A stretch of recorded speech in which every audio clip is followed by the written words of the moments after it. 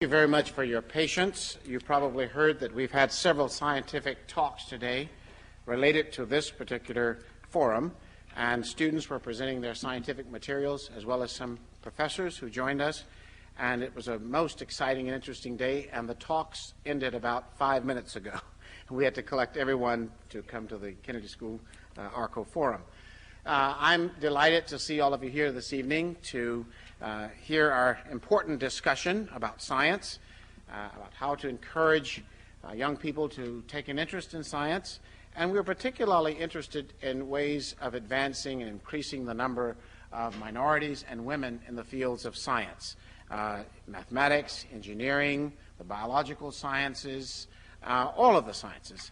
And we have assembled a wonderful panel to join us in that discussion, and we have been inspired by the early discussions and the early lecture given by our keynote speaker today, who is a graduate of Dorchester High School here in the Boston area, and also received a degree in chemistry from the University, from North Carolina A&T University, and then later a master's at Atlanta University in chemistry, and then a PhD in biological chemistry at MIT.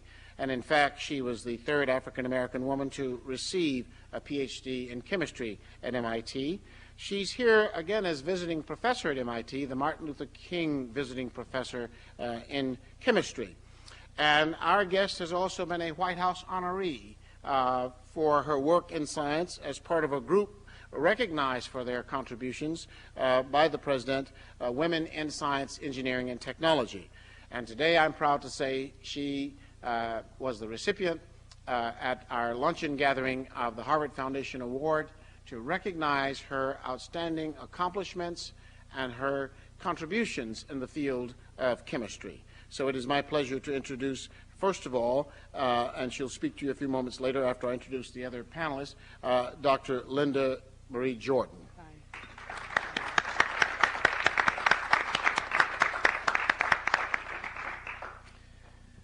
We are also happy to have with us again this year. She joined us last year and did a marvelous job as one of the panelists on a very much related topic. Her interest in science is very well established, and her credentials in science are very well established.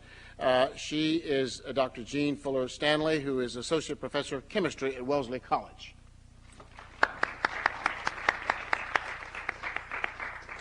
We're pleased to have as well a PhD candidate from the Harvard Medical School and someone who's worked with the Minority Biomedical Science Group, and that's Wanda M.P. Costin.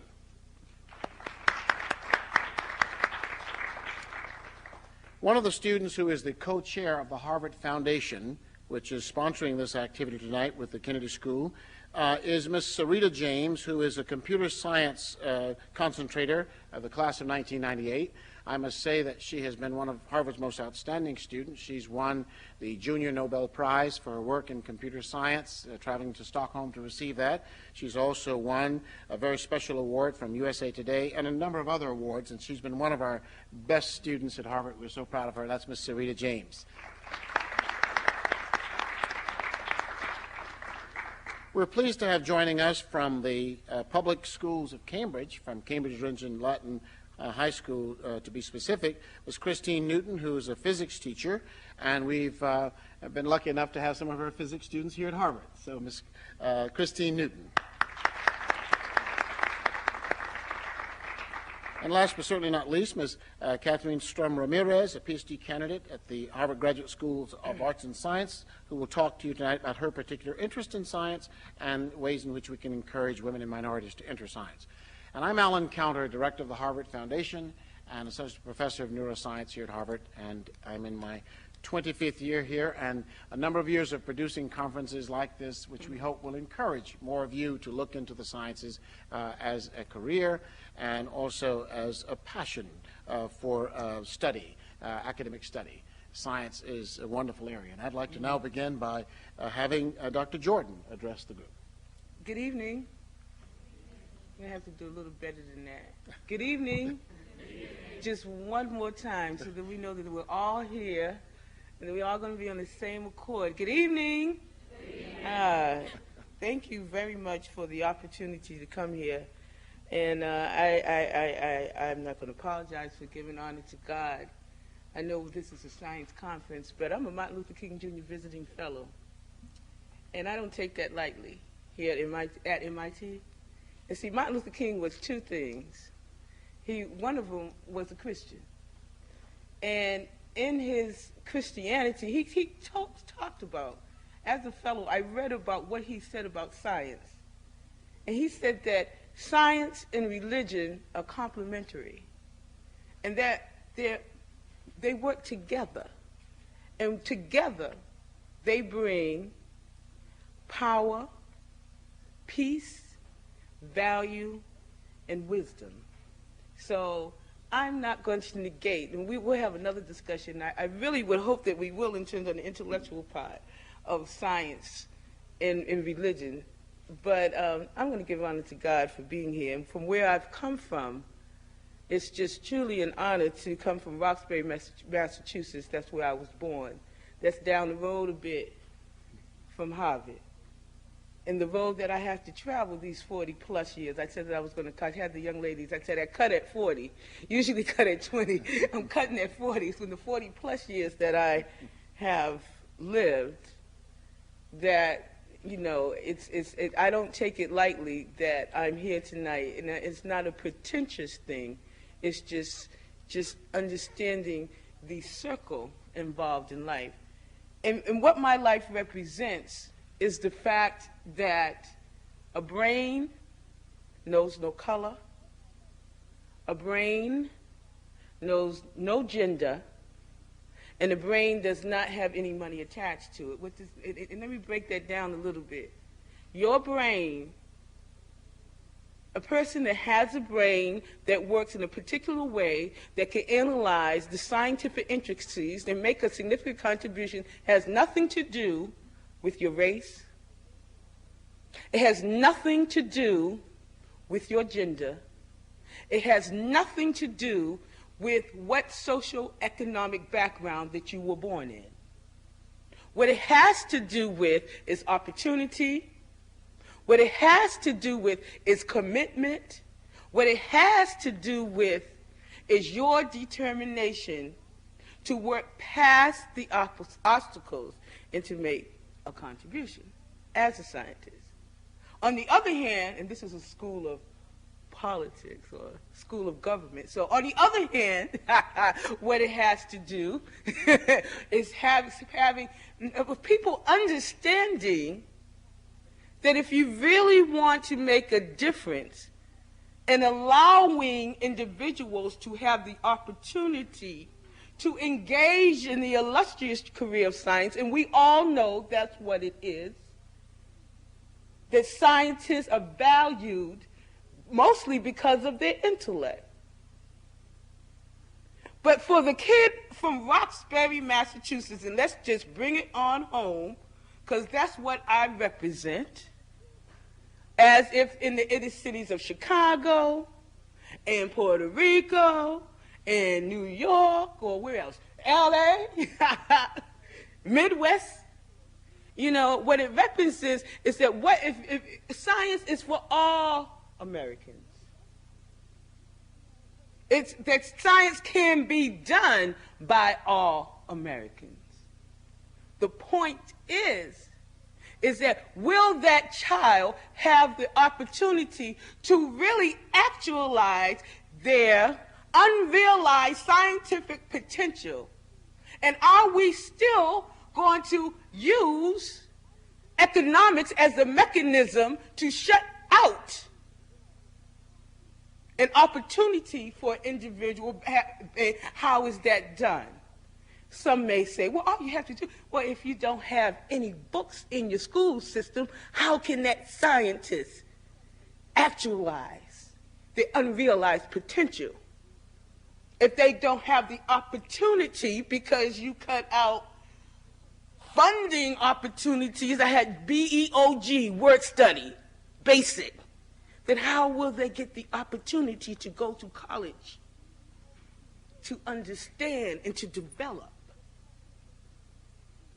So, if those barriers, now those are basic barriers, and if you're lucky enough, fortunate enough, or blessed enough to somehow get the Pell Grant and the work study, if some teacher maybe took the extra time in your high school, as they did in mine, and say, okay, this girl has something. Let me go out on a limb and try to help her. It's all about help. Then you go to the schools and you get these degrees, and then you get the other social and gender biases. Hello. Women in science, women in minority in science. You get the gender biases, which are associated with not having full access to the academic society, because you are not allowed to break through the old boy networks. And let me reiterate, painfully I say, that the old boy network is in minority populations and non-minority populations. Both. And the same bigotry which is displayed on minorities, and I'm not angry, I'm just being forceful. The same bigotry which is displayed on minorities, it's the same bigotry that is displayed to women when they want to cross through those non-traditional roles. And that if we, and you all represent the most elite, you are the future, period, whether we like it or not.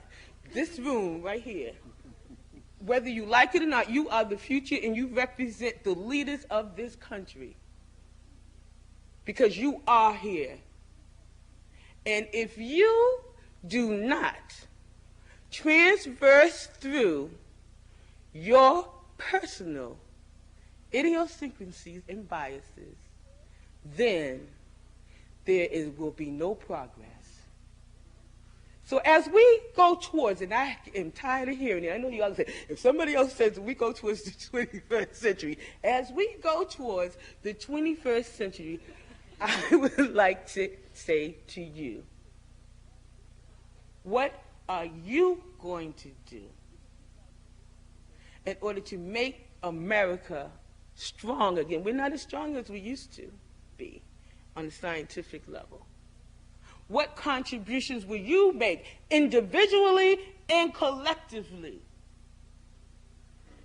to realize or to actualize that a brain knows no color, a brain knows no gender, and the brain does not have any money attached to it? And I would really love to have a dialogue with you after the panel. Thank you.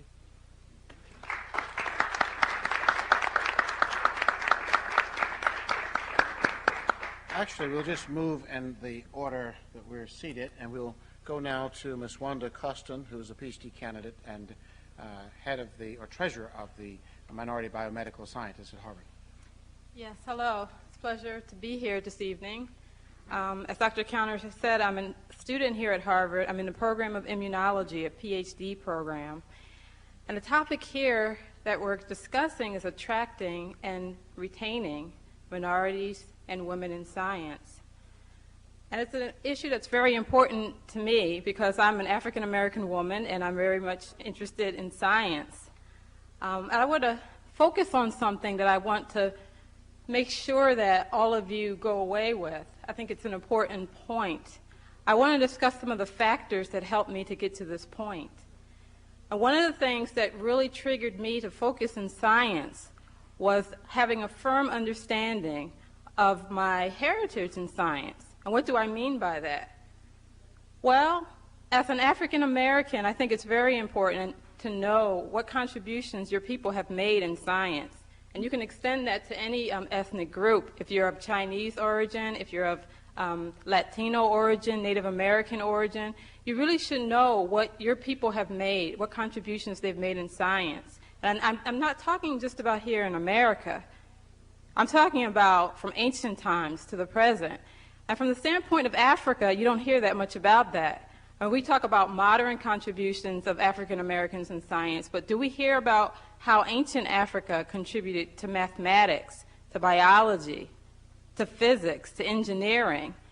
That remains an empty box. Every time we open a textbook and we read about physics, mathematics, who do we see? We see European greatness. And there were great European scientists, and there are great European scientists. But why is it that we don't read about other great scientists, African scientists from antiquity?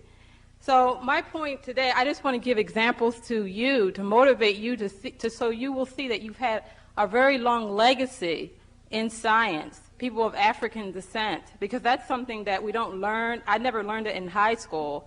I never learned it in college. I went to Swarthmore College. It's supposed to be a great school. I never learned it in college, and I've never learned it here.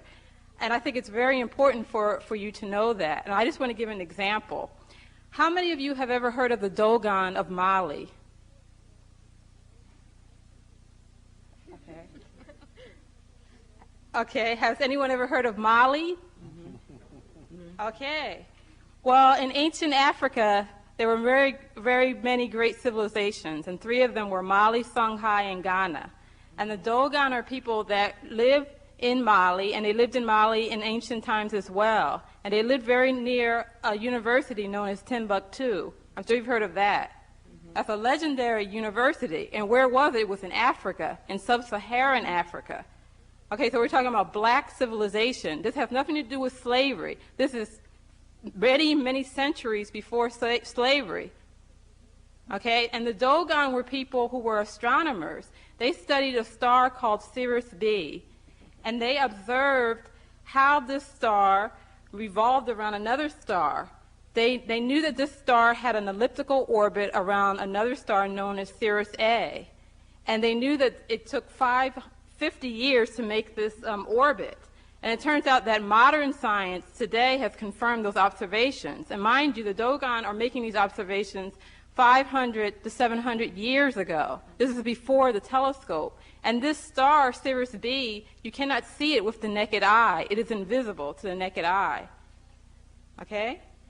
And it's interesting that it wasn't until the 20th century that European scientists came to know this information. And here are the Dogon. We're talking about black Africans who are studying this star. So how can this be? And why is it that we don't learn this in our textbooks when we learn about astronomy? Why do we read about other people, Galileo and others, but we don't learn about the Dogon? And it turns out that how the Dogon were able to do that, archaeologists have discovered in Africa that there were crystal lenses, and it's thought that if you put one lens in front of another, you could create a very basic telescope. And so it's thought that the telescope as we know it perhaps had origins much earlier and in Africa. And that would explain how they could see this star that's impossible to see with the naked eye. That's just one example of a contribution made by ancient Africans. And I just wanted to give another example from the standpoint of mathematics. When we read about mathematics, who do we read about? Once again, we learn about the Pythagorean theorem. We learn about all European greatness. And an example from mathematics, I'll just give an example for people of Latino descent.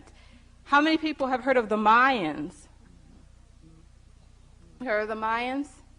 Okay. Well, did you know that neither the Greeks nor the Romans had an understanding of the concept of zero? It was your ancestors, the people of Latino descent in this audience, the Mayans, who were among the first to contemplate this concept of zero, absence of value. So you have this knowledge in your ancestry. You made these strong contributions, and this information is important because we're talking about civilizations other than Europeans that gave great contributions to basic aspects of science, laying down the foundation. I think it's very important for us to learn that in school.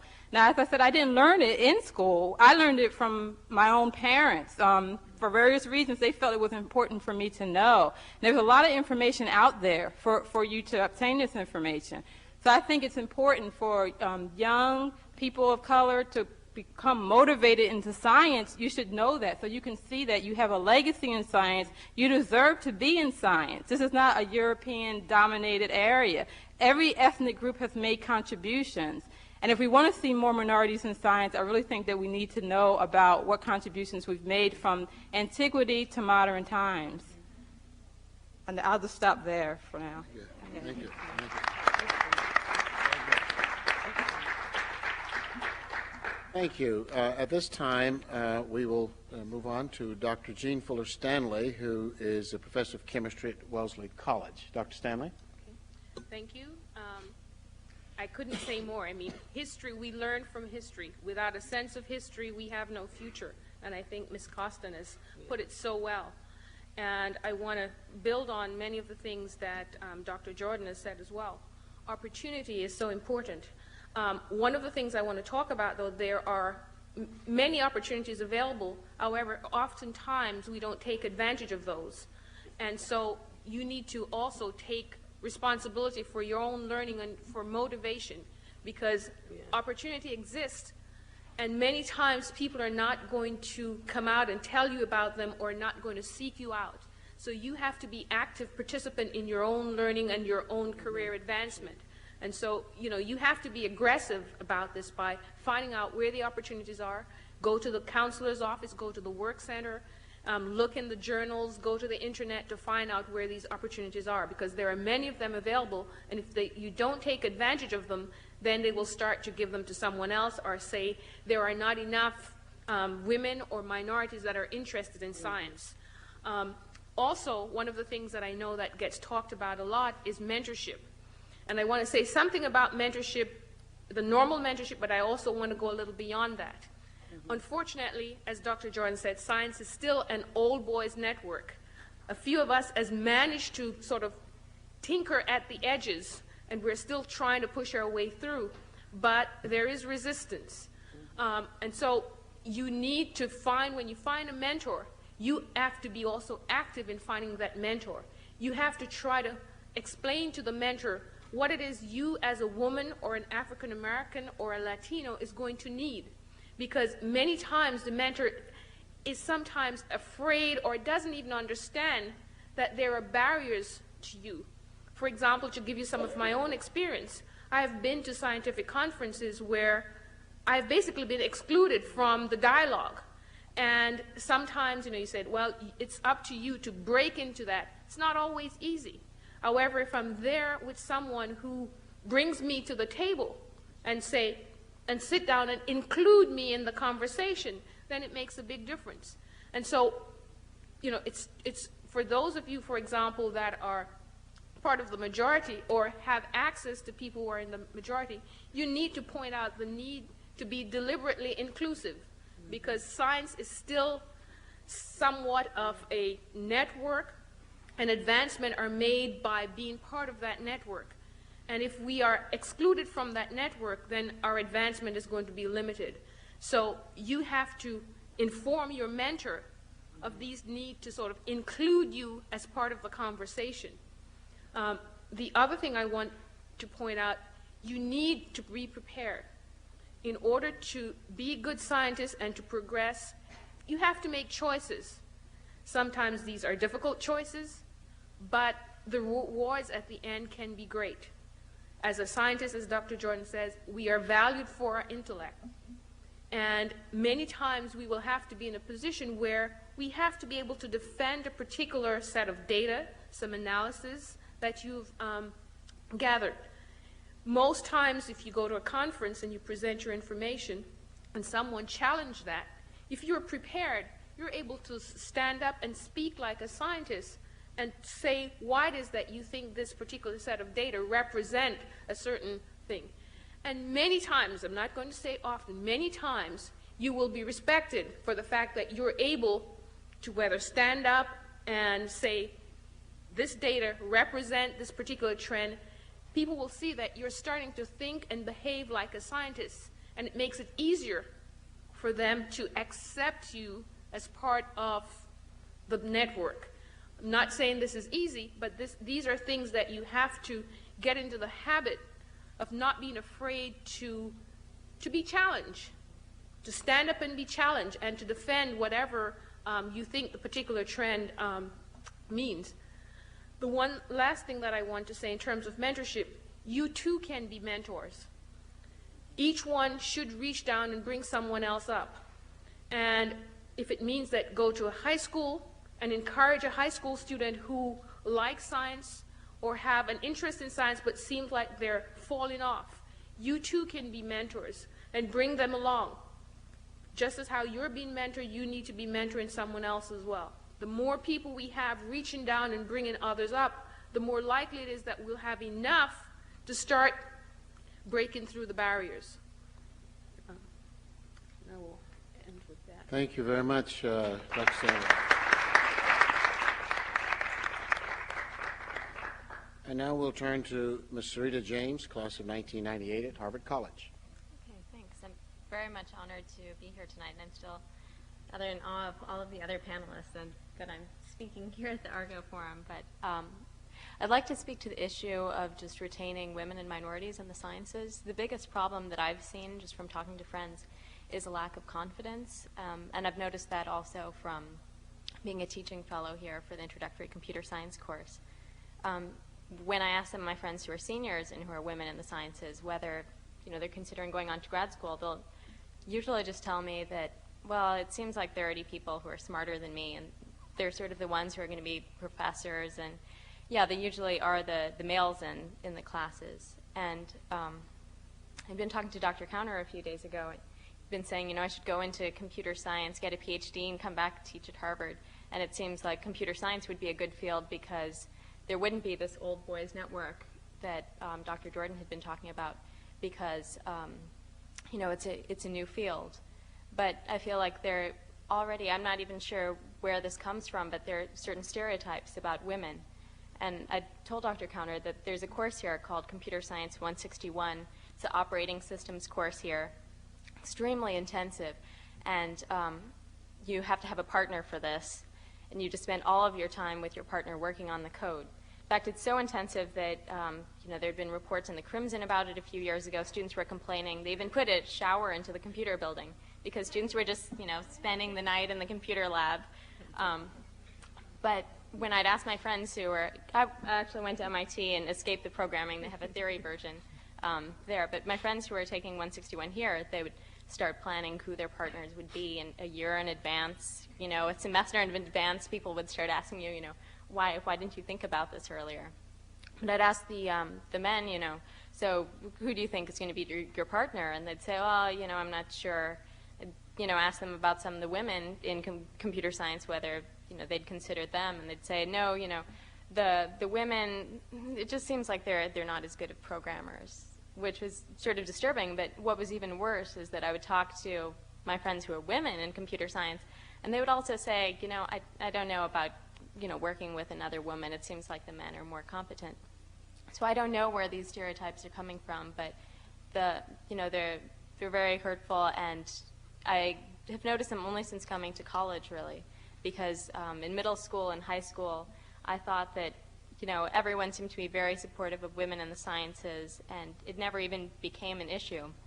So I'd hear about these scholarships for women in computer science, and I just think, wow, isn't this great, because it's just this extra money, and I've never really had to encounter any problems as a woman in the sciences. In middle school and high school, I found everything extremely encouraging with science competitions, get involved with science fairs. I thought that was a great way to find out something about each of the different fields of science. So if you go to my house, my basement is just filled with the hundreds of African violets still from cloning experiments I did. So you can see like groups of African violets that look suspiciously like each other.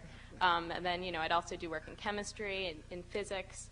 And I just thought that there was a lot more support for women in the sciences until I came here, and I'd hear these negative stereotypes both from men and from women. So I'm interested in engaging in a dialogue with you and the rest of the panel on what can be done to promote confidence in women in college, because I really think that's the main reason why women aren't going on to graduate school programs.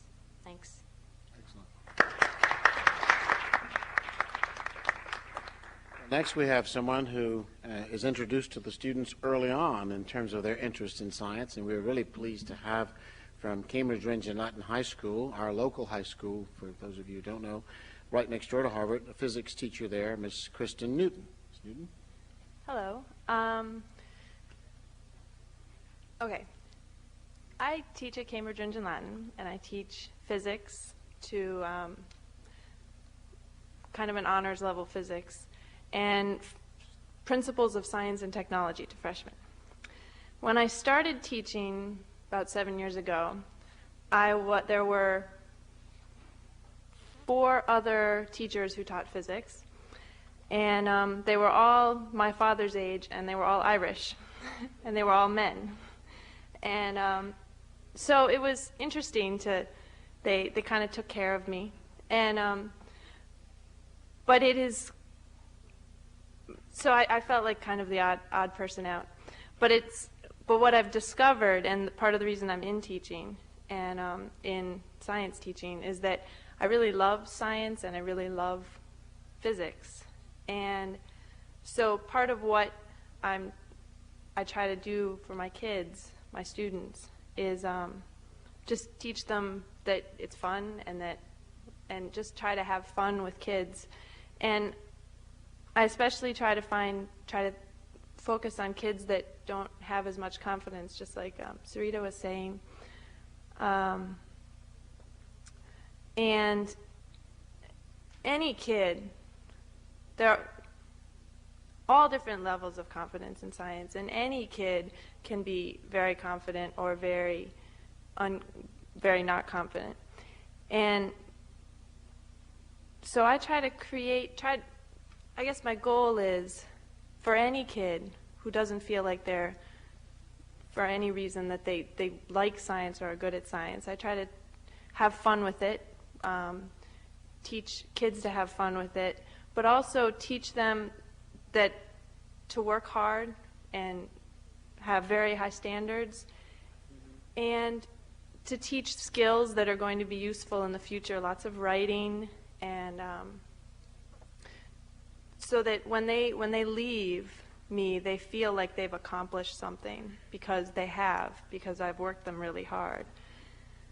At the same time, I try to create an atmosphere where kids feel like it's okay to kind of wonder about something and not be sure that they're right, and to actually talk about different theories that they might have, and so that, and it's tricky when there's kids that feel like they know everything and want to tell everybody about it, and there's other kids that really don't feel like they know anything and aren't sure that they want to talk about it. So, but I really like working with those kids that come in thinking, I don't even know what physics is, and I'm really just taking this because my guidance counselor told me I should, and it's those kids, and sometimes they're women and sometimes they're minorities, but sometimes they're not, and those are the ones I like to work with. And I, over the years, have found little ways of working, and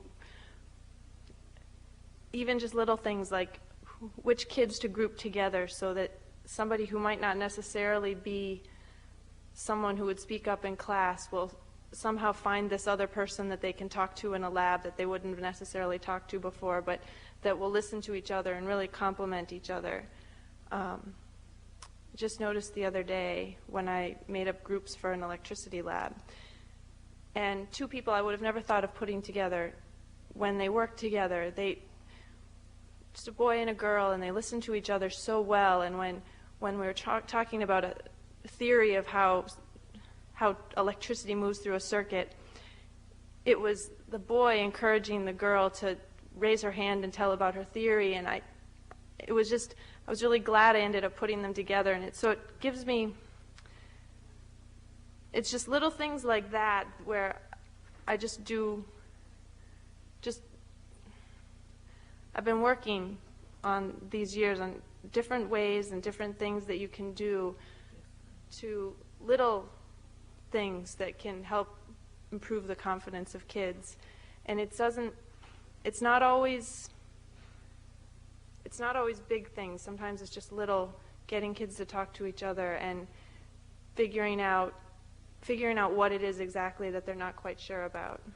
And I don't really feel like I necessarily have any great insights, but I certainly have had a lot of fun. So. Thank you.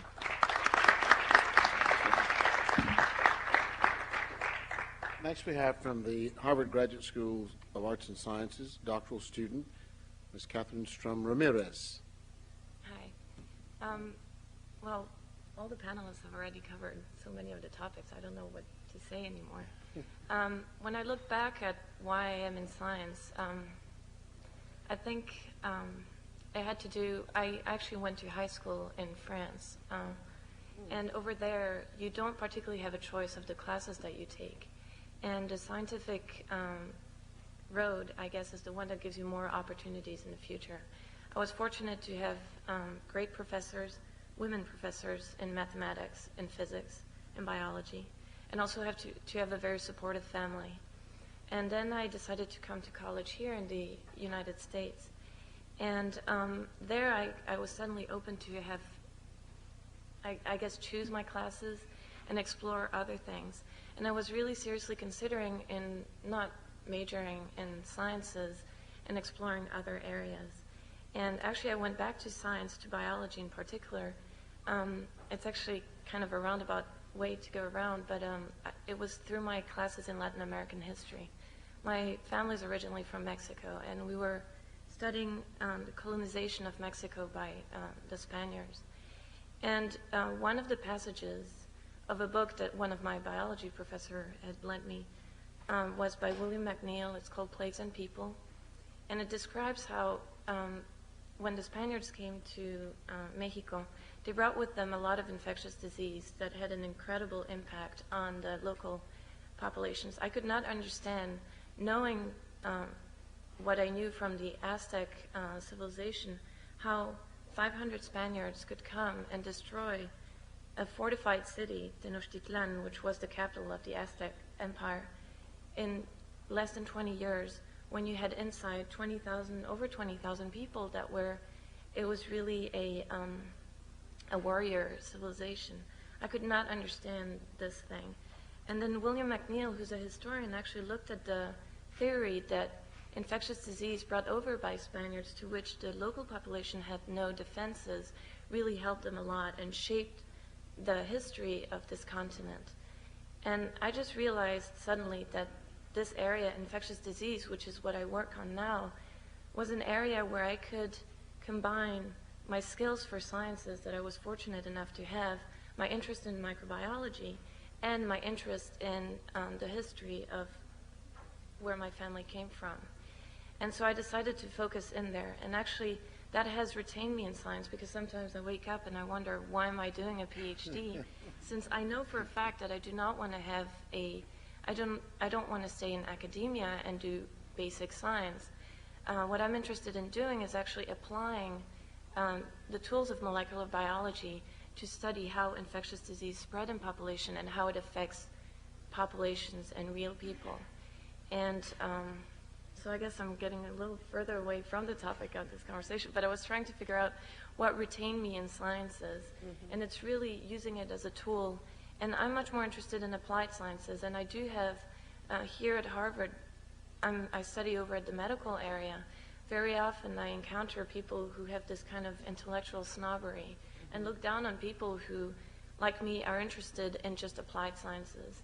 I'm interested in technology transfer to developing countries, using all the research that is developed in countries like the United States and bring them back and adapt them to the local environment in developing countries, because they really need it. Science is an amazing tool to answer issues, that are real-life problems that we have in public health or in other areas. But there's a big dichotomy, and you see a lot of people coming from other countries getting trained in the U.S. and getting sucked into this idea that the only kind of real science is what goes on in like a research institution. I really believe that there's a huge need and a lot of work to be done in transferring technology and making it useful and relevant for people every day. And I do have to come, and kind of defend my opinions in front of my professors who just wave it off as saying, well, that's not real science. I'm like, well, I'm sorry, that's what I'm interested in. So, and that's what keeps me going every day.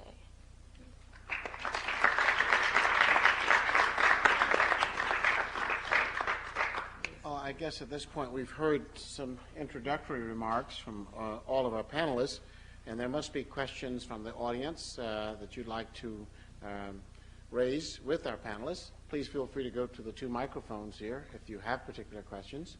And let's try to create some dialogue, as Dr. Jordan put it, that might shed light on this topic of how we encourage more women and minorities to enter the sciences. Please. Hello, my name is Nihid Nenshi. I'm a student in the Master's Program in Public Policy here at the Kennedy School. Thank you all for this really illuminating panel.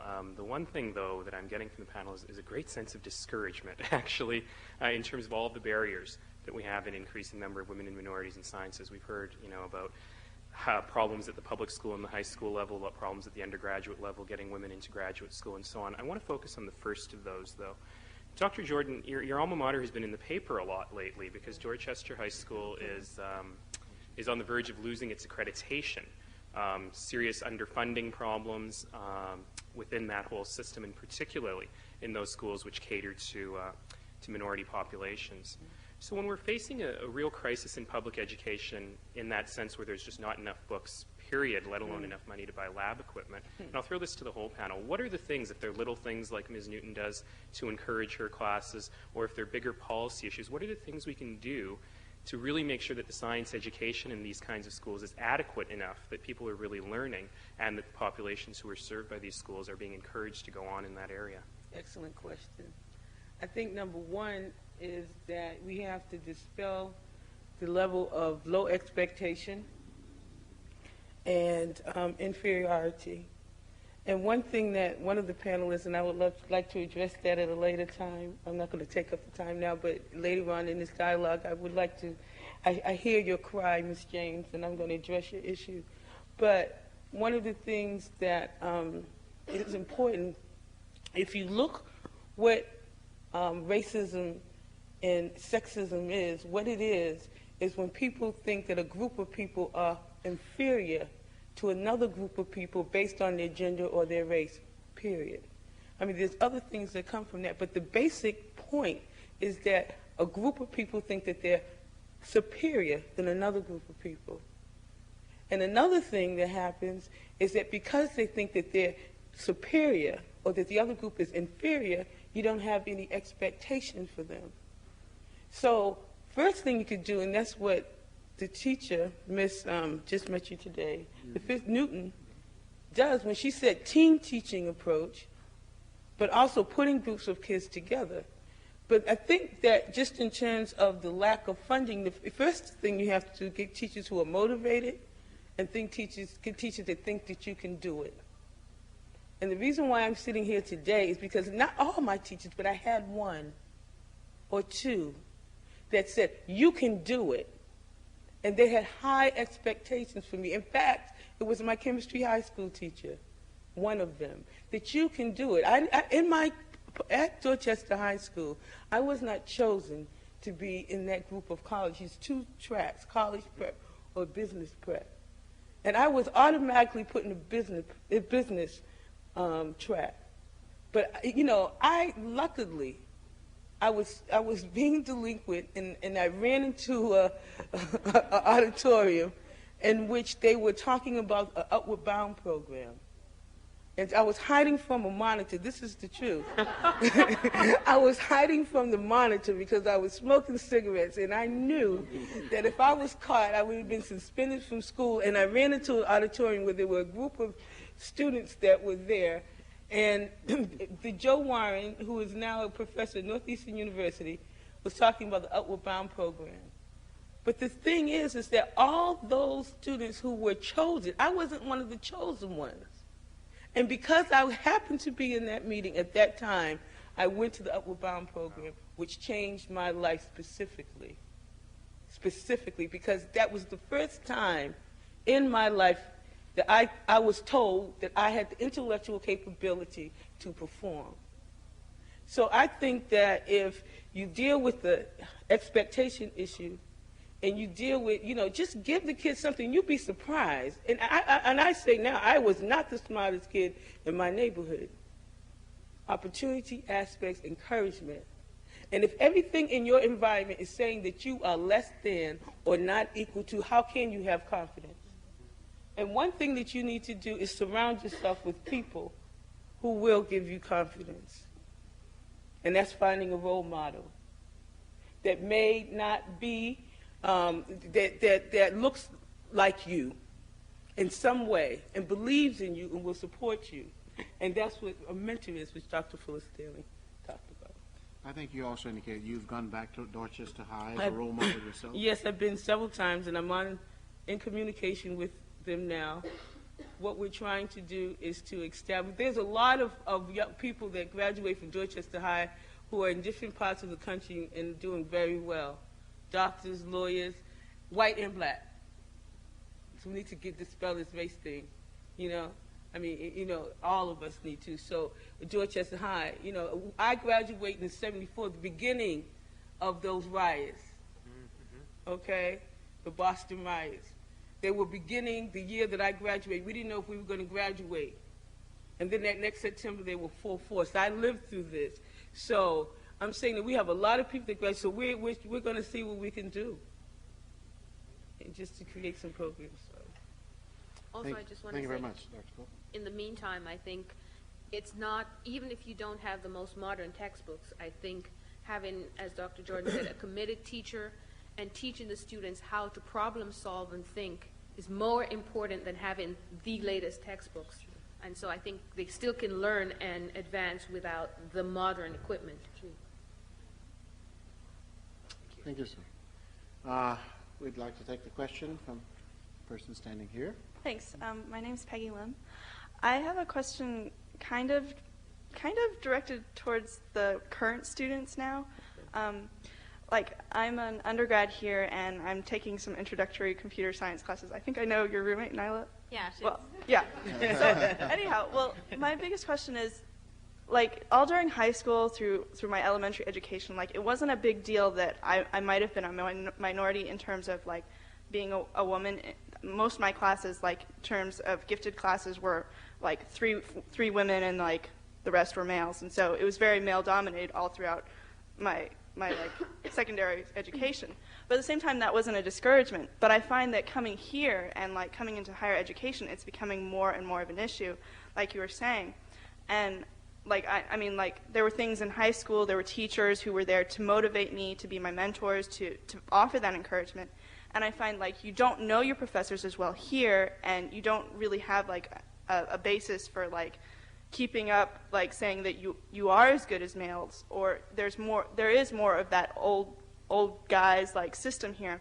And I'm wondering if you have anything to offer as to encouragement, how you can maintain your stamina as a woman and keep going on, and if you're pursuing PhDs or whatever, to just do that, or how, if you encountered the same kind of difficulties from going from high school or elementary school into college, how you encountered that difficulty. Go ahead. All right. I can just say something to answer that from my own personal experience. I specifically chose the lab. I had to do a number of rotations here before picking a thesis lab, and so I did 3. But I specifically looked and made sure that I could identify women in science here in immunology. And so 2 of the rotations that I did were with women scientists. And in fact, my laboratory now, my thesis lab, my advisor is a woman scientist and immunologist.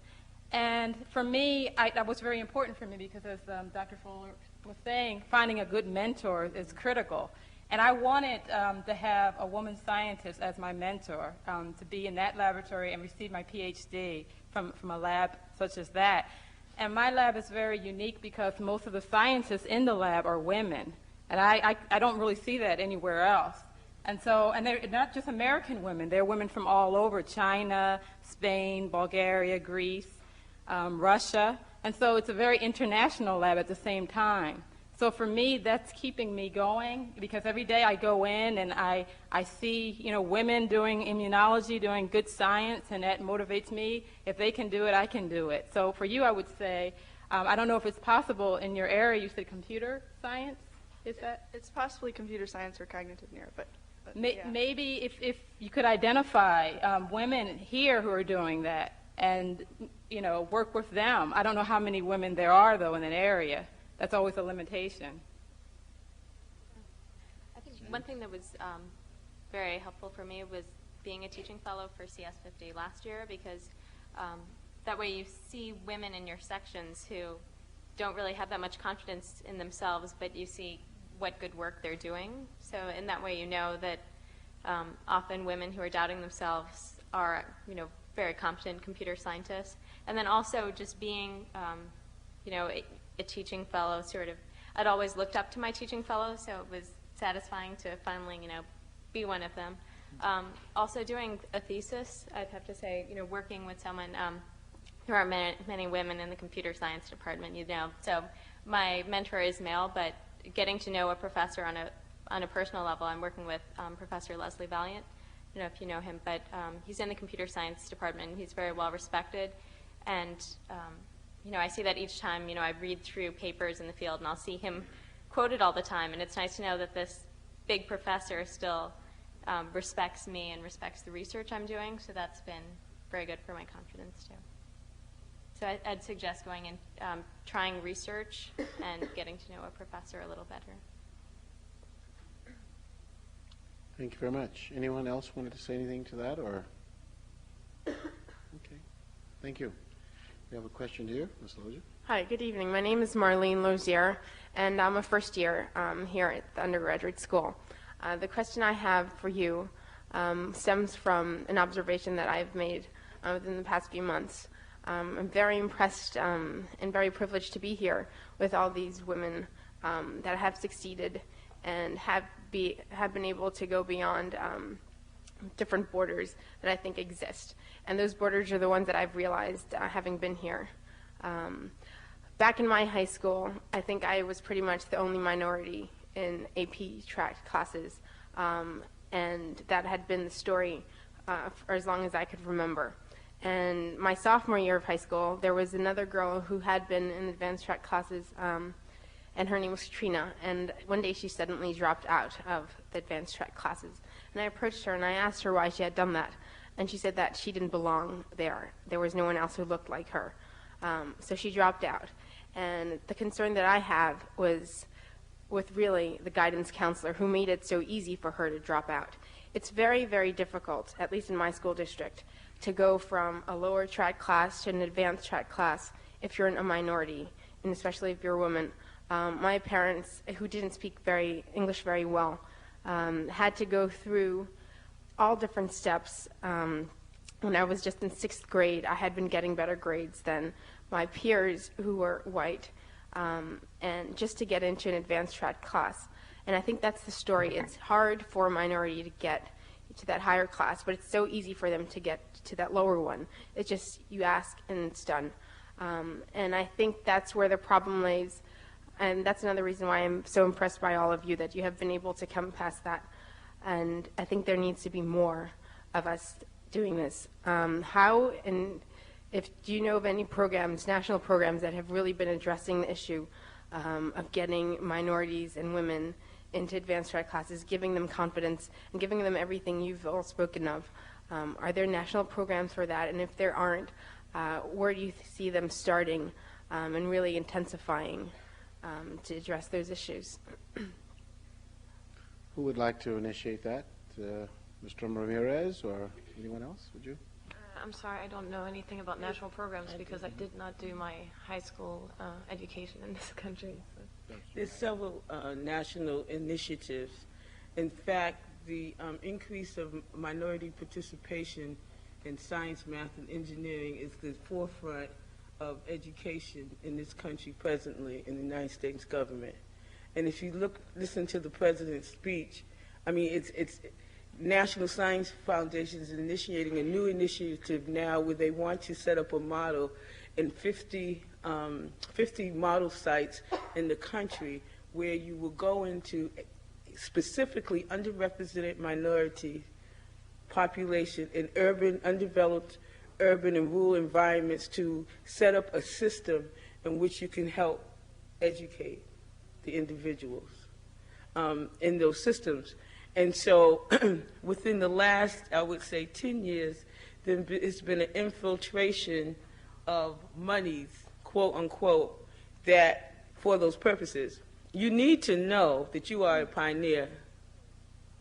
You need to know that.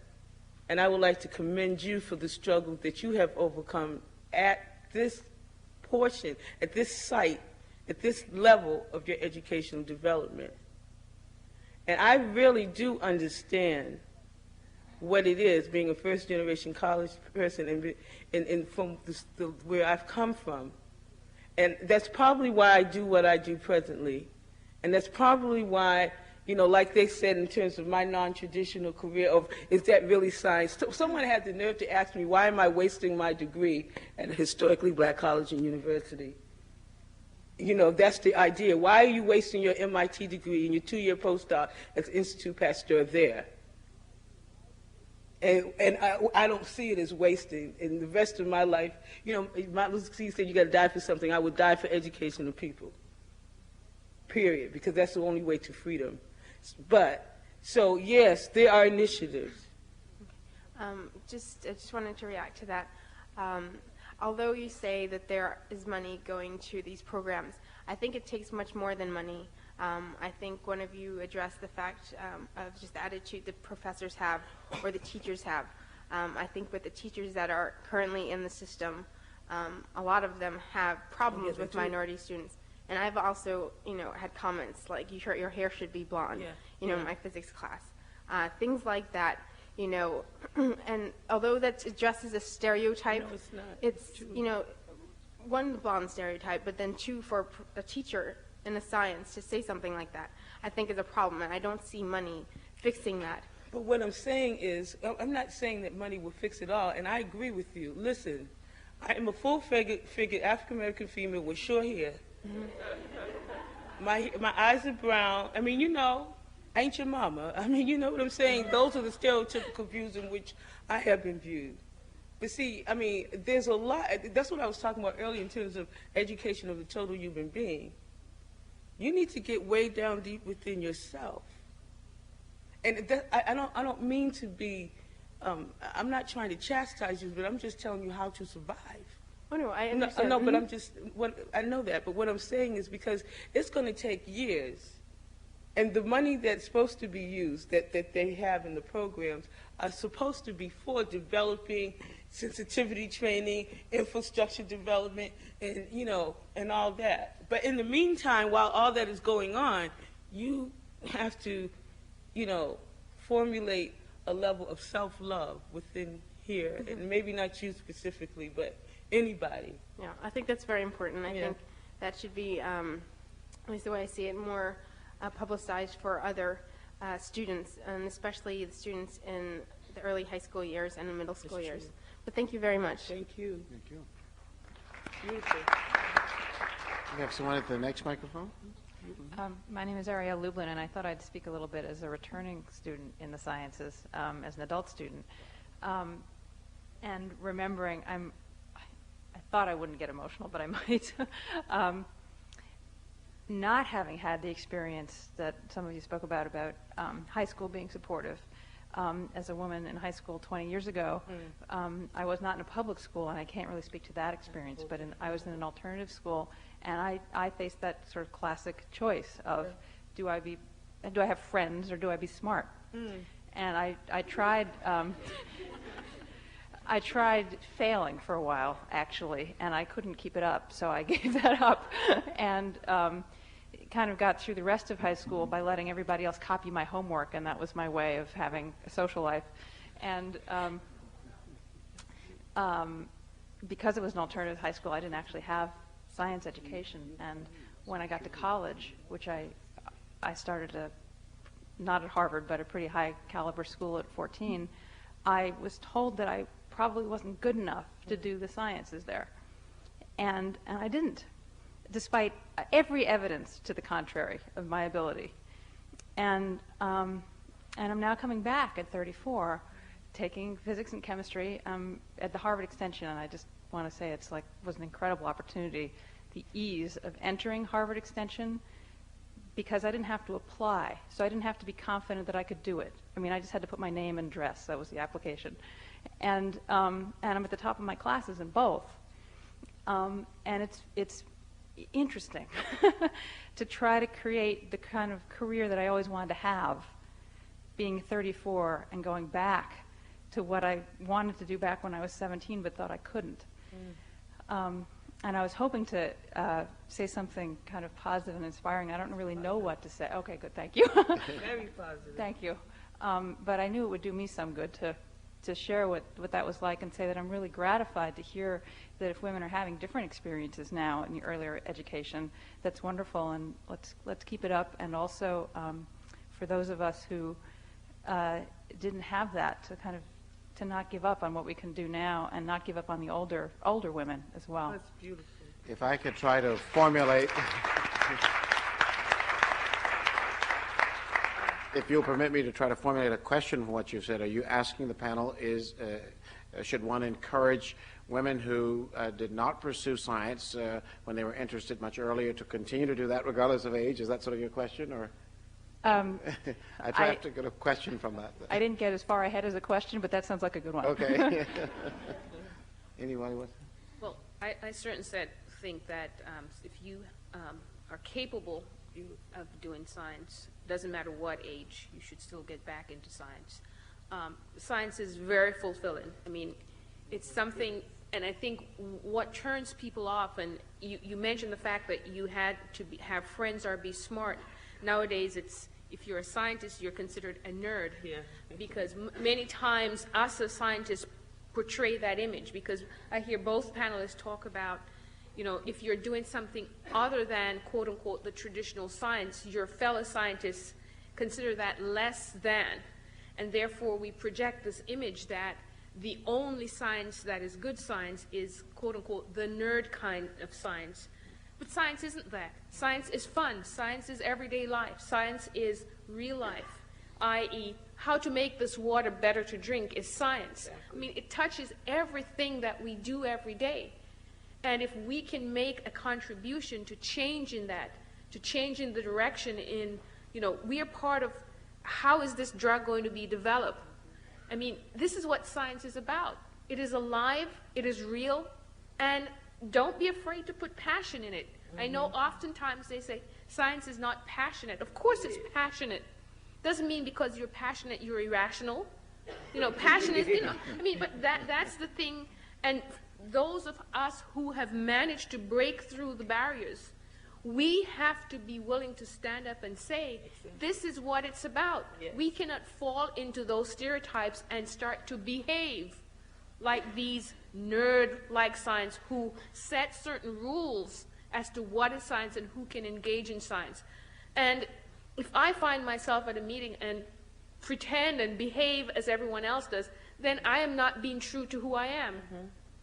Okay? And so I say, go for it. And, it's not going to be easy, but go for it. And the more of us that go at those walls, they're going to break down. That's it. Thank you. I feel very supported in not being alone. Beautiful. Thank you. Can I just... Oh, yes, please. Ms. Ramirez.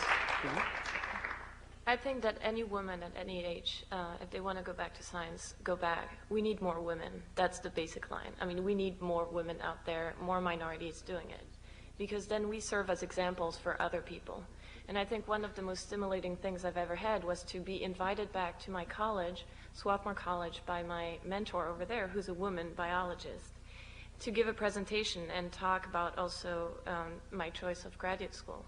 And the best was to have some of my fellow or students who came in college that I knew who were in younger classes from the Latino organization come up to me and say, it's just an inspiration to see you at Harvard and to see you continue, and we're really proud of you. And I look back at that on those days where, it's tough to experiments don't work in lab, and that happens often, to look back. And I really think, I realized was that what this woman told me, that, you know, how important it was to have, I mean, it was very important for me to have mentors. I never thought I could be a mentor for other people, but just getting more women out there in all fields and changing this lack of presence that we have now and that we suffer from. So I think that you have a special mission, especially because of your background of the alternative school. I work with some kids who have gone to alternative school. I think you have a special gift that you're ready to birth and give to the world. Yeah. Thank you. Well, we have a question here, please. This is an incredibly inspiring panel. Thank you all for being here tonight. It's bringing up a lot of memories. I was very good in mathematics in high school and scored at the top of my private school class on the mathematics SATs and whatever the tests were in those days. But when I got to university, there was something that was unsaid. There was just an attitude that caused me to leave my chosen field of mathematics and applied mathematics. I went back to it and got a degree in economics eventually, but did not stay with that. Recently, I just came back to the Kennedy School and did a mid-career public administration degree which focused on economics and mathematics. And I want to point out that public policy analysis uses a lot of math. And in my mid-career class, I was the only one who was in the top level of the statistics and policy analysis because I was the only one who had the background in mathematics. Now, there were beginning classes in math and policy analysis to help the mid-careers, but it just showed how many women had stayed away from math and therefore are not in policy-making arenas, which I think are incredibly important. Next week on Thursday, Secretary of Education, Secretary Riley, will be here speaking. And if you haven't covered already all your suggestions, if you were advising him on what to change and what kinds of policies or programs that you would institute to help women and minorities rise up in math and science, what would you tell him?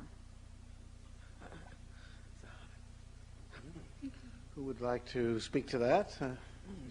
Okay, I'll give it a stab. And I'll do it. One of the first thing, and I think, what's your name? Marlene said, is the teachers' attitudes need to change. And money needs to be placed not only in terms of contents, in terms of the teacher's ability to impart the knowledge, but one expectation for women and minority need to be raised. People tend to perform to the level that you expect them to perform. If you set the common denominator as the lowest, people will perform there. And many times the expectation is there that a woman and or a minority, oh, you're okay, you can just get by with a C. So I think money needs to be put in, and I hate to say this, force teachers to go to workshops, to learn how to teach all students in the classroom. Because many times, sometimes just from the body language, from the lack of encouragement, a woman or a minority in the classroom gets the message that you're not important because I don't think you can do this. And sometimes it's intentional, sometimes it's not. But teachers don't recognize or realize that they're sending these negative messages to people. And so I say mandatory workshops, sensitivity training, whatever you want to call them, for teachers, because oftentimes we find students come at the college level, they're already turned off from math and science. And by then, sometimes it's too late.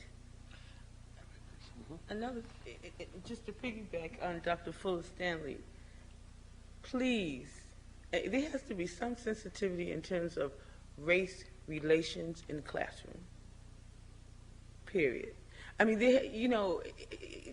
I think before it could be a change that people need to understand where they are So if it could be some kind of workshop or something to take them away from their normal environment and help them to identify where they really are when it deals with their bigotry, and all of us have it. It's hard to say that about yourself, but all of us have it. And then to set up another level where to find a mechanism for them to be able to work on that,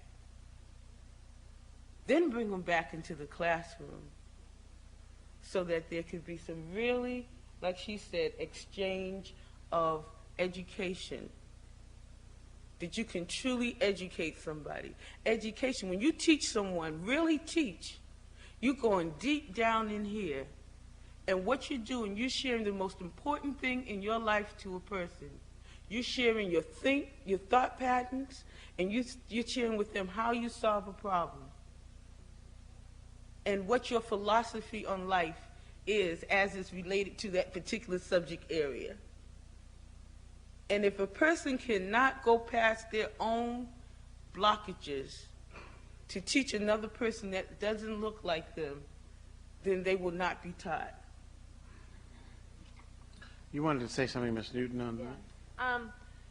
This is a slightly different suggestion, but I've just noticed in the years that I've been at Cambridge and served on a lot of hiring committees, there just are not women and minority people teaching science that are out there to teach. And there's nothing, the one recommendation I have is that we do something to encourage more people to consider teaching as a career, to consider, I went to MIT and was majoring in engineering and decided to be a teacher, and that was just the weirdest thing in the world to most of my friends. But we have to change that because, I've been on, Cambridge has a very, very active affirmative action program. It's a very desirable school system to teach in, and we still have middle school science teachers who have no science background. We have teachers teaching who in the high school who are not certified in science. We're one of the most desirable cities to teach in around, and it just says something about who is out there.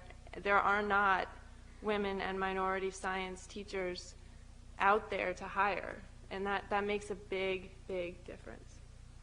Thank you. Ms. James? Yeah, I think also recognition programs for women and minorities are very beneficial because sometimes you have sensitivity training programs, but if people aren't receptive to them initially, they can just sort of laugh off the training or think, that it's all going to be a useless training session, but they just have to go. While if there's some recognition for concrete contributions to research, for example, or academic excellence, then I think that they'd see, well, he's done so well all the time, or maybe especially for women, people don't realize how well they're doing. For example, my roommate, Nyla, she's not here, but she is a really good student, but women are just sort of trained to be humble all of the time, so nobody would think, quiet little Nyla is such a good student. While, the men, if they do well, then they'll walk around to all their friends and say, oh, hey, what did you get on the last test? They'll find ways to let other people know how well they're doing. Well, women, that's always, you're always told, not to say anything, or that becomes really annoying if a woman is going around bragging about herself. So I think recognition programs like that are a good idea. And I also, obviously, something, I've said this before, but I really do believe changing the curriculum could help. Having inclusion instead of exclusion. Because, as I said, when you open your textbook and you read about accomplishments in science and mathematics, you see an overwhelming domination of European culture, and I think it should be more evenly distributed. And I think that would make a difference. And not only from the standpoint, because for the person of European descent, you wouldn't have a sense of, superiority in terms of dominance in science and math, and those of ethnic groups wouldn't have a sense of inferiority since they don't see themselves. So it would make everything more even balanced. Then another thing, I think that more programs, national programs should be created. There is one that I participated in, and I think, I'll tell you about it so that, if you're interested, you could pursue it. It's at the National Institutes of Health, and they recruit underrepresented groups to go to the National Institutes of Health to learn about different science careers. And you can actually go there for a summer, and they'll pay you to work. And it's through the Agency of Infectious Disease. But any laboratory is more or less open. Cancer, the Cancer Institute, or, aging, nutrition. It's not just infectious disease. So I think programs like that, more of that would be beneficial. I think they only recruit maybe 30 to 40 students a year. But if they had more of those, and maybe it's open to undergraduates, but maybe also to high school students, or maybe, earlier, junior high, I think it would make a difference. And one more thing is faculty development activities for faculty at the undergraduate level and pre-college level. And I need to make a note that the same type of low expectation and thoughts of inferiority that teachers face, or that students face, the same thing that happens to teachers, especially minority teachers, that may not even have the opportunity to go to school like MIT. So there's a lot of discouragement for people to go into teaching because, and you know what, and ask them what can they do to promote education in math and science education like they do entertainment and sports. Can we find a mechanism can we find a mechanism on a national mechanism to say that we could do, I'm talking about everybody, that we could do other things besides sing, dance, and play sports? That can we promote education, and that everything, the point is that every athlete, every entertainer, anything that anybody does has to go through a teacher. And that teaching is looked upon as the lowest thing on the totem pole. And lo and behold, if you're a minority, if teaching minority people and you are a minority teacher. So what can we do in our society to put education, the education of human beings, in the forefront of our priority list? Well, thank you. We have 4 additional questions, I see, so we're going to try to be as brief as possible and then get answers in terms of the time we have left. Why don't we take your question, sir? Yes, hi, good evening. My name is James Celestin. I'm currently a sophomore at Harvard. I'm history and science major, pre-med. And I was just sitting here, and I want to congratulate everybody on the panel, and I found myself empathizing with a lot of the stories. I know I'm a black male, but it's very inspiring. And I was wondering, can anyone on the panel offer any advice for black males at Harvard or in any college for inspiration and whatever? I think, would you like anyone else to start? Please, you're the panelist. I would say, that congratulations for the accomplishments that you've made, and that we're proud of you, and that please continue. But you have a responsibility also, and that's to be a role model and to assist. And I don't want to put this big weight on you. I know you got some weights, but that's part of what you're here for. That you have a responsibility to be an upstanding citizen, to be strong, to assist in dispelling the myth out there that you are incapable, can't do it, but also to give back and help somebody else because somebody else helped you. And then to look within yourselves and understand that that woman sitting next to you is your equal. And try to find a way to treat her as an equal. And to understand the same way that you're treated and you don't like it, you know what I'm saying? And you don't like it when somebody treats you differently because of your skin color. It's the same way that somebody else feels, or a woman feels, or a woman of your same skin, you, feels when you treat them differently. And also understand that being an educated individual, and especially you being at the institutions that you are and where you're going and what you got to do, that you have a responsibility to stand up with some morals and values. Somebody needs to say it. that there's something else that you need to look upon. That's everybody. That, you know, in the 60s, I'm not going to tell you I was a little good Girl Scout all my life, but in the 60s, in the early 70s, we could do stuff and we wouldn't get caught. Now there's a disease called AIDS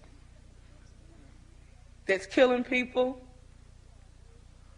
So you need to look at yourself and know that you represent a whole group of people. And that, you know, we're looking for you for leadership. Thank you. Go ahead, please. Consider teaching as a career. Thank you. Please. Hi, I'm an undergrad electrical engineering student here, and it's my third year. And I'm glad we touched on role models and your sort of responsibility and that sort of weight you have, because I can remember an experience. It was my first year here, and I was taking a circuits class, and we had a lab exam, and we had to solve these problems and put together the circuit that would have the correct output. And I was putting it together, and all of a sudden my circuit board started smoking. And so I didn't just feel like I was a failure myself. I sort of felt like I was failing women, I was failing my race. And sometimes I feel like one of the main reasons I'm doing this is to sort of prove a point. And is that the wrong reason, do you think, or is that a good enough reason to stick with science? Do you have to prove a point, or, you know, should you do it for personal reasons? Actually, my best friend from college, who's a woman, majored in physics. She liked physics, but the main reason why she did it is because there were no women physics majors in the college. Now, I think that's pretty laudable, too. I mean, she's actually now a full-time writer, a fiction writer, far away from physics. I'm looking at consulting now. I think, you know, I think it's amazing to have people like that who decide that they have to prove a point. And, I mean, I feel sometimes I have to prove a point too, you know, as a woman or as someone who's interested, again, in applied sciences, in the school of medical research in the world, you know, who are interested in basic research. And, I mean, I call it stubbornness in my perspective, but it, you know, keeps me going. Anyone else? I want to say, in some sense, I'm kind of in that boat. I was one of these, fortunately, I had some good teachers in my time, and I was one of those that like law as well as science. And when I looked around me, I noticed that, again, most of the people that looked like me were going into things like law and history and so forth, and not many were going into the physical sciences. And so that was my reason for going in. Fortunately, I also like the sciences, so I think you need to make sure that you do like it in order to prove the point, because as many people point out, sometimes your experiments don't work out, such as your board smoking, and if you don't like it, you're going to be totally discouraged. But I think many of us have gone into the sciences to prove the point, because it is still the stereotype that women and minorities do not belong in science and cannot do science. And I have to add, that's what keeps us there, proving the point. And, you know, I have to prove it in terms of even, you know, a lot of people think that money has something to do with intellect. So my whole life is proving the point. So keep proving the point. We have a question over here at this microphone, sir. Hi. I'd like to, first of all, my name is Oscar Dubon. I'm a postdoc here at the Division of Engineering and Applied Science, and I'd like to compliment everyone in the panel for representing Latinas, African Americans, women in science. I also like to say that I appreciate the diversity that the panel displayed, because my experience has been that, particularly in the physical sciences, the representation of women and minorities is very low. Next week I'll be attending the American Physical Society meeting, where there are thousands of physicists and engineers and various people that attend. And I think I'm certain that women and minorities constitute single-digit percentage of all the people who attend the meeting. I would say that that is a major reason why it encourages me to continue in, I think, trying to pursue an academic route as opposed to going into an industrial situation where I could be making a lot of money. Yeah. I also like to emphasize, though, that right now, science is, and the current technology issues, and receiving educations in science and technology also involve securing one's, or trying to secure one's personal economic future. And a lot of the economic growth that has taken place has a lot to do with technology. And there still are very few, a very, very low percentage of minorities and women in industrial situations where that means that several years down the road, all the CEOs will still be what one imagines, what one knows they are now. So I think there are many other forces regarding pursuing science and engineering and technology. One more couple of things. I think there is a difference between the issues that relate to achievement at the undergraduate level and graduating qualified minorities and women, and achievement at the graduate level. I think the issues are slightly different because there has been a strong emphasis in trying to encourage minorities and women to go into the undergraduate. But as one goes further and further into the graduate level, it just sort of peters out. At the same time, I'm very hopeful because when I was in high school, all my friends were minorities. When I went to college, they were all minorities. Then I started working at a lab, and then I started becoming friends with Caucasians and other types, and Asian Americans, and all sorts. And not because I didn't want to, but because that was in my circle of friends. And at graduate school, I had the fortune of working with many people of diverse backgrounds, very few of which were African American or Latino, or women. I was fortunate that I'm in a field where there were more women. 20% are women in material science compared to 3 or 4% in other engineering fields. And I would say that I am hopeful that people my age are much more enlightened about things, and I think that it behooves us to be able to maintain these relationships and develop these relationships so that in the future one can be in a decision-making position. Can I formulate sort of a question that you're saying, are we hopeful for the future of a more diverse science community? Is that? I'd like to ask, actually, what do you see as the roles? For example, I came from California. How do you see these new propositions and new efforts, I think, towards trying to reduce activities that help minorities and women as a group? Because I think group activities in college are key to success. And do you think that the current administration, or do you think the current policies will eventually lead to totally dismantling this, or do you think that eventually, these will persist? When you say proposition, you mean the political initiatives like Proposition 2.0, whatever? 209. 209, okay. Right. Anybody wants to say something briefly about that, or anyone? Anyone from California? Would you like to say anything? I'll say something. Yeah. I think that the first time someone asked me that, where did you go? Okay. I think that what do I think about? I think that people who think about dispelling something that's going to allow individuals to have access don't know what it is not to have it, and that they really don't understand, or maybe they do. I'm going to go in the positive mode, that they don't understand that it's still needed. They take for granted the freedom that they have to be able to fully participate, and that there are barriers that are still there. And someone said something about talking about how negative it is. We're not trying to tell you the negative, and I'm going to piggyback on what Dr. Fuller Stanley said. We're just telling you the truth, because if we lie to you, when you get to another level, you're going to face it. At least let us tell you so that we can all work on it. But one thing that one thing that you said is important is that you meet people in your lab that doesn't look like you, and you're formulating friendships. That's what it's about. you know, not formulating friendships to the point where you forget who you are.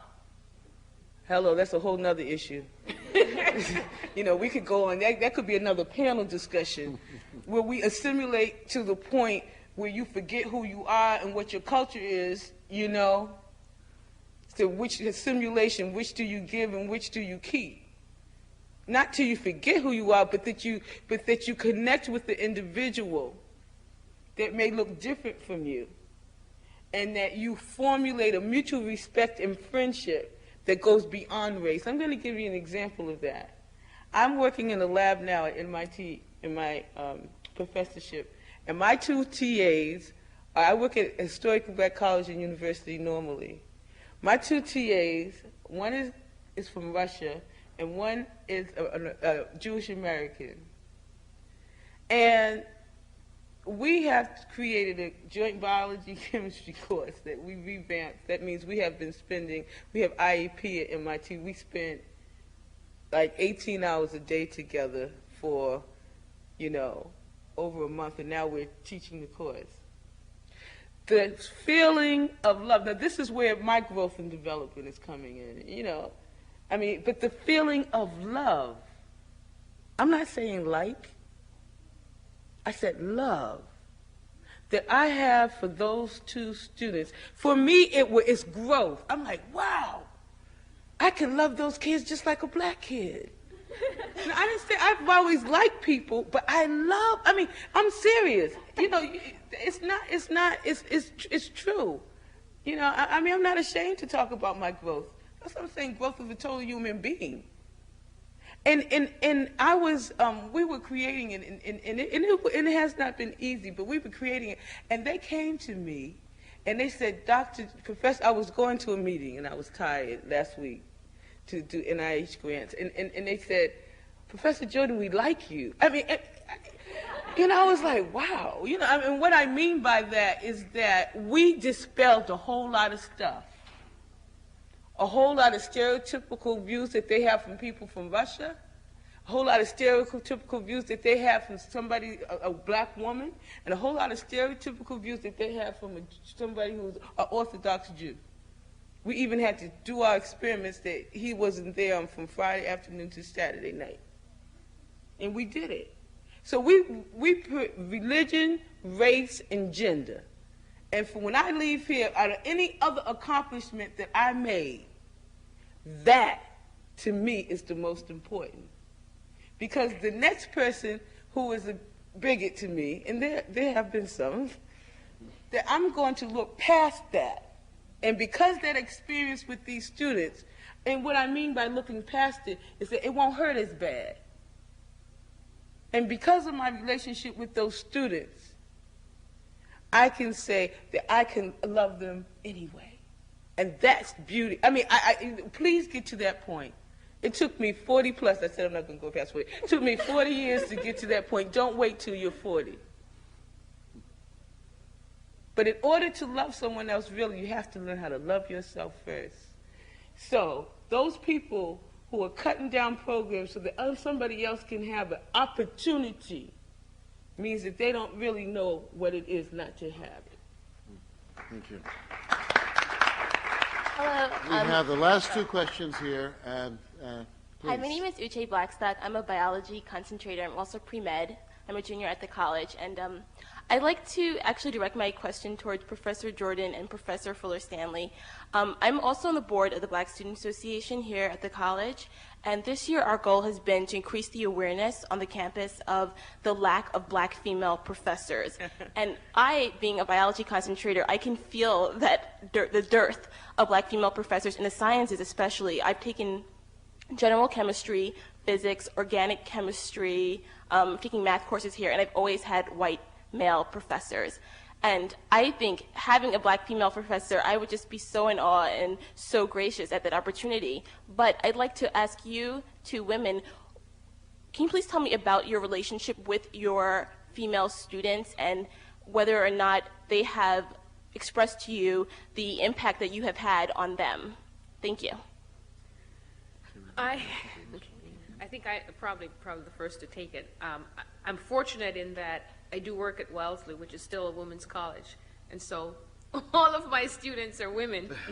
And it is it's a blessing. I mean, many of them are coming in from high schools where sometimes they have women teachers, but to come to a place where there is a significant percentage of female chemistry professors in our department, it's just a wonderful feeling. I've had, for example, African American students who come up to me and said, "You don't know how good it is to see you here.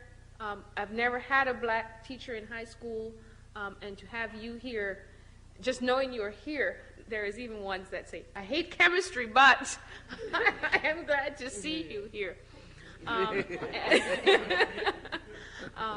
And so I know even if I haven't personally taught them, that my presence there have made a big difference. And sometimes, in fact, Wellesley students do take that for granted, that we have such a large percentage of women. And what we try to do when they're about to leave the nest, so to speak, is to again tell them some of the realities of, unfortunately, that there still is a very small percentage of women and minority in the sciences. And hopefully the encouragement that they get while they're there will forfeit them for whatever potential obstacles they might meet when they get out there. But I'm glad to see you've gone through organic chemistry. Yay, yay. Oh. Yeah. It was my favorite. I teach at a historically black college and university. I visited North Carolina. Okay, before. normally. Oh, okay.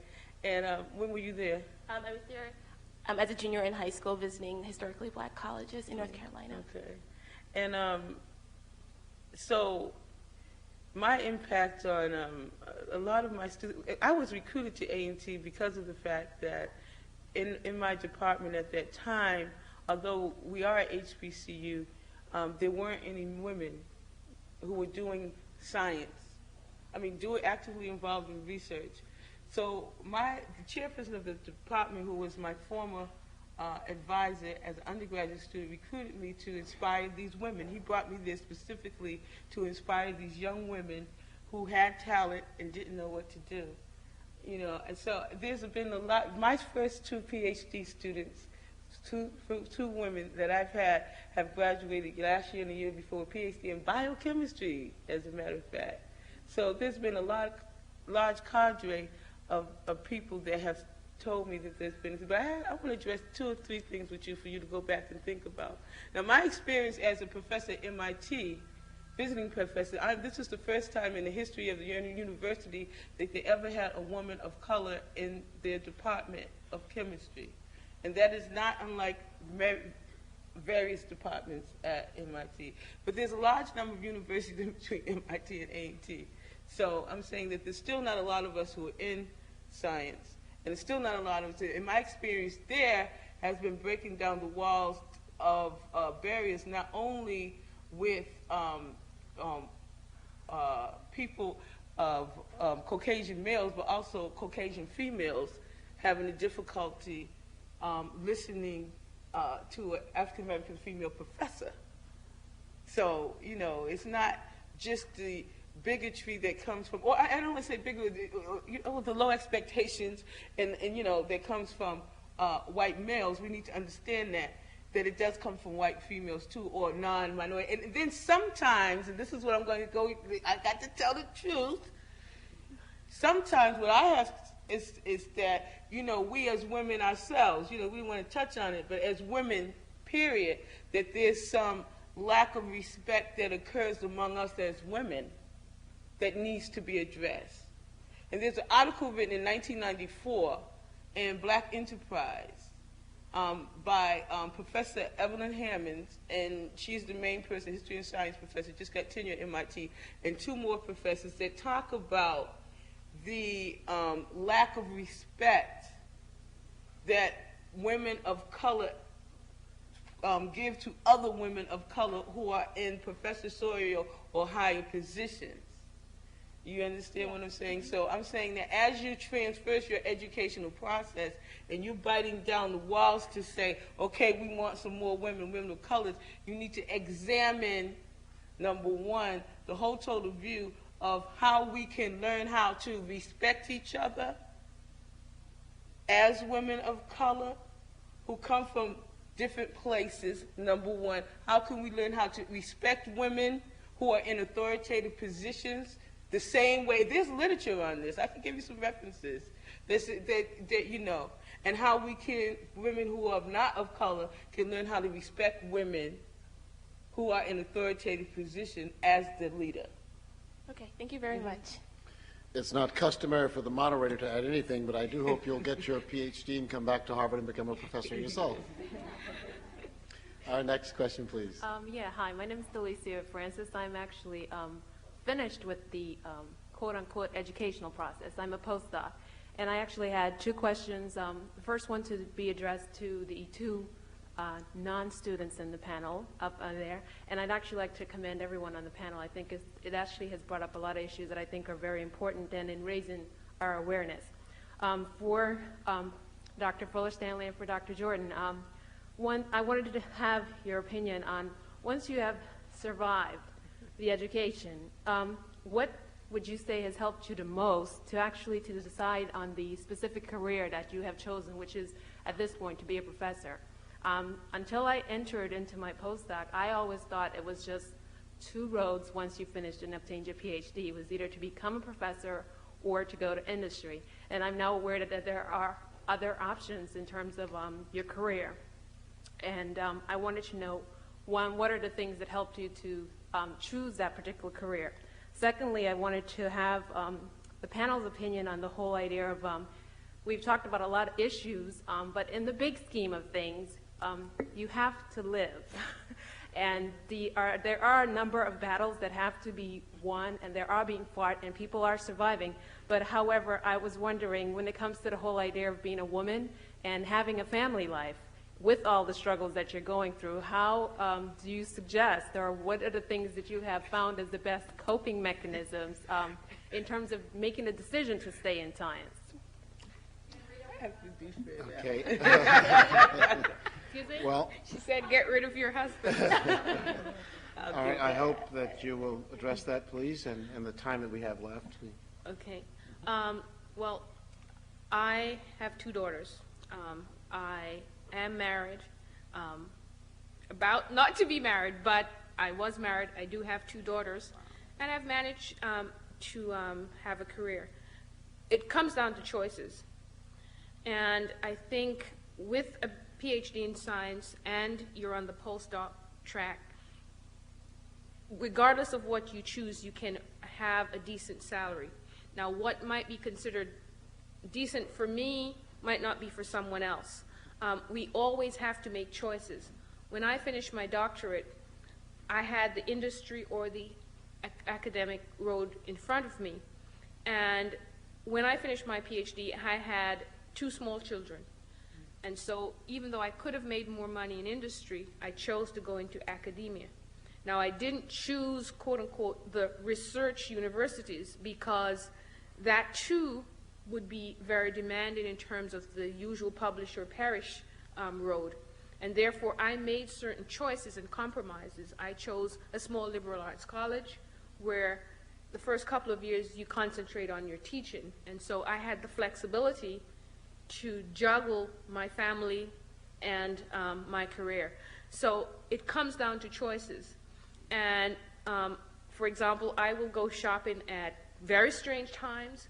It means that it does cut into your social life in terms of your ability to have friends, for example, because I cannot just go shopping, say, some evenings. I will shop Wednesday in the middle of the day because probably I don't teach on Wednesday. So it really does come down to choices. I do think you can have a family and a career. However, it is difficult if you are going to reach for, quote unquote, each person have to define what is success for themselves. If success for you means, you have to be at the top research university publishing 10 papers a year, then I think it's going to be very difficult to balance that with a family. So you have to make choices, but I do think regardless of the choices you make, you can live fairly comfortable.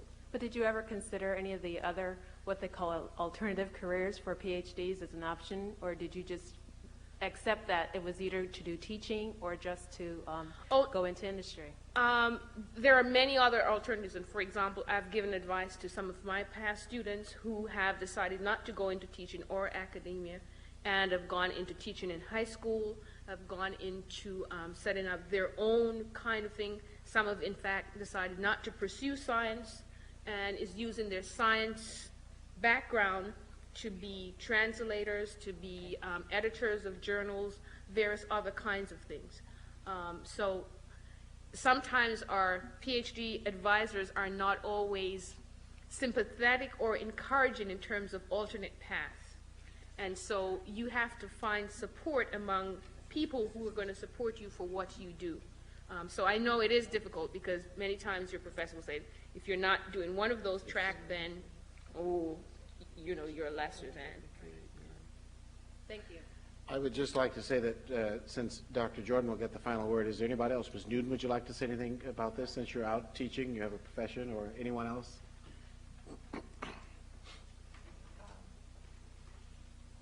Well, I don't have any children, but I will eventually, I think. And it is definitely,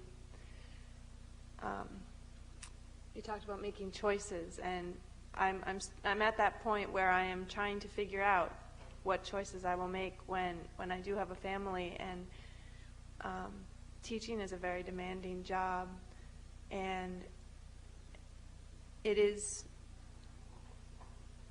I didn't realize when I was in college and when I was an undergrad just how difficult and demanding work is, and teaching isn't like a regular job.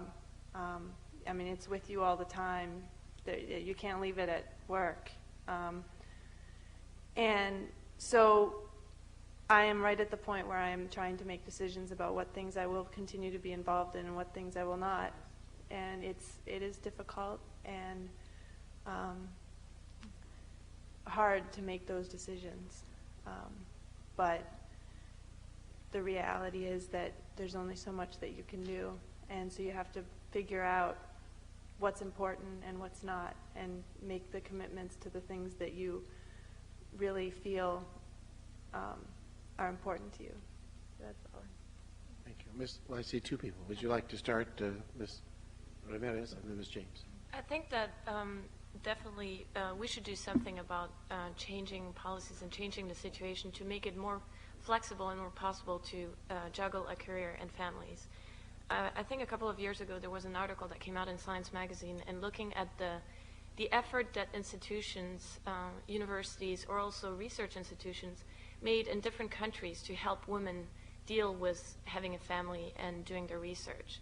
And the U.S. doesn't score very high as far as how much effort is done. Many other countries, you have daycare facilities, you have more flexible hours, and you don't have such a huge pressure in academia for publish or perish. And I think that really either we as women scientists and the ones who want to have a family, or even all the women in science, should push to have changes done in that area. I don't think it's impossible to do both. I hope it's not, because then it'll be a tough choice in a few years. But there's also, I think, some reticence. I remember in college when I decided to do a PhD, and people asked me, well, what do you think of doing in the future? And I was like, well, I think I'd be happy just being a housewife and staying home and having kids. And people just looked at me and say, why are you getting a PhD? Why are you doing that? And I think it came down to I wanted to be given the opportunity to do what I would love to do right now. Right now, I'm very happy studying, and that's what I'm doing. I'm not having a family right now. But if the day comes where I have to make a choice, and I think it's true, it comes down to making a choice. If I decide to stay home and take care of my family, I don't want people to look down on me and say, you're wasting a PhD, or, how can you do that, or stuff like that. But I also think that I would like to devote a certain amount of my energy to try to change the environment so that it is more easy for women to have a family and have a career, in many institutions. I mean, I think there's a lot of work to be done in many places. Ms. James? Yeah, and I'm obviously a little young. I know Nikki was giving me a funny look when she's like, Sarita's volunteering to talk about family life. But yeah, no children to report of. But I did want to say that the workplace does seem to be becoming more welcoming of women who are having children now. Margot Seltzer, who's the professor for CS50, the course that's come up quite a lot, just took off a week to have a child just a few weeks ago, and she's been bringing the child into work. The department's been fine with letting her have a crib in her office and bringing her baby along to department meetings. So if you're, just aggressive enough about asking people whether it's fine with them, challenging them to, see why they wouldn't want a child in the workplace, and getting such a policy okay, then I think, it is possible for something like that to be workable. Well, the final word to Dr. Linda Jordan. When I was finishing my postdoc from France, I sent out over maybe 150 letters for a second postdoc, actually, and I didn't get any response. The only response. So what I'm saying is that even when you get your degree, it's not that unless you have somebody out there, and I didn't have anybody out there paving the way for me. Like Dr. Fuller was saying, that people, it doesn't necessarily mean that people are going to open up and give you a job. So when I was offered the job in North Carolina, I was going to stay in Europe. I said, I'll spend my rest of my life in Europe. I mean, Josephine Baker in France. I mean, who cares? I don't have to come back here. I mean, one thing I liked about being in Europe was in France in particular, is they respected me for my work. I mean, we talked about it. They said, they were more. They thought that I was going to be a snob because I was American. It wasn't about skin color with me over there. It was like, you're American. I said, oh, please, you ought to understand. So after we got past that, and I always, they had to pull me. My father had to call me and say, come home. So I came home, and so the institution in which I was working. I mean, there was a lot of infrastructure development that needed to take place. And one thing that I found, and especially since there's a lot of African-American males in here, I'm going to bring up the issue. I wasn't going to, but I'm going to bring it up. And a lot of people, in terms of having a family, of course, you can see that I'm an outspoken black woman, African-American female, and a lot of my counterparts, males, could not deal with me as a mate. Hello, who was that here to ask the question? And, that a lot of people are having problems dealing with women who are forceful, who are strong, and that's another that we need to deal with.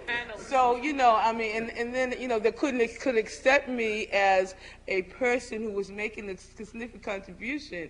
For example, one day my boss said to me, they didn't understand the faculty, for example, everybody was married. I was the youngest one on my entire faculty when I got there. I was under 30. So with the entire university, I was the youngest person. And then I was single, and then I was like doing my own thing. And my boss stopped me one day and said, another African-American male, he says, you don't smile at me. He was doing my evaluation. He said, you don't smile at me. I said, smile at you.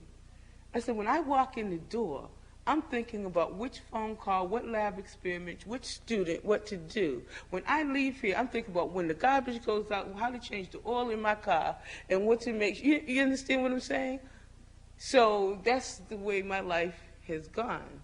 I say two things to you. I would not have liked to have been, as someone who is 40 plus, as I said, 40 plus years old, that I would have loved to have had the opportunity to embark upon my family structure. But I didn't.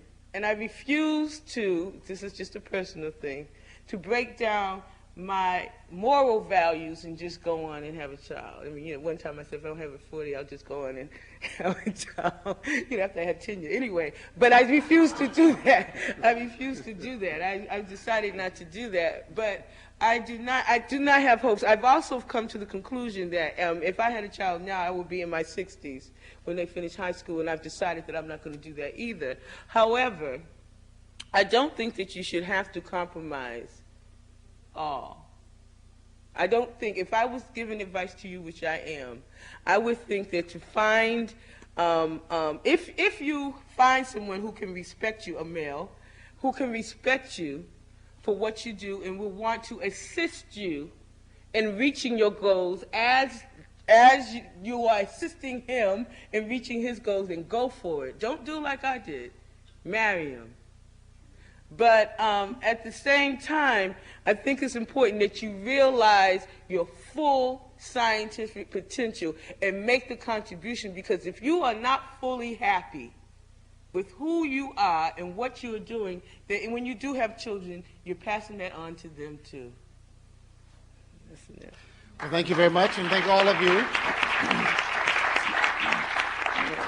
I would like to thank all of you for coming out. I'd like to thank the staff of the Kennedy School, the John F. Kennedy School of Government, and the ARCO Forum. I'd like to thank Dr. Linda Jordan, Dr. Jean Fuller-Stanley, Ms. Wanda Costin, Ms. Sarita James, Ms. Kristen Newton, Ms. Catherine Strom-Ramirez. All of you are excellent panelists, and thank our wonderful audience. Have a good evening.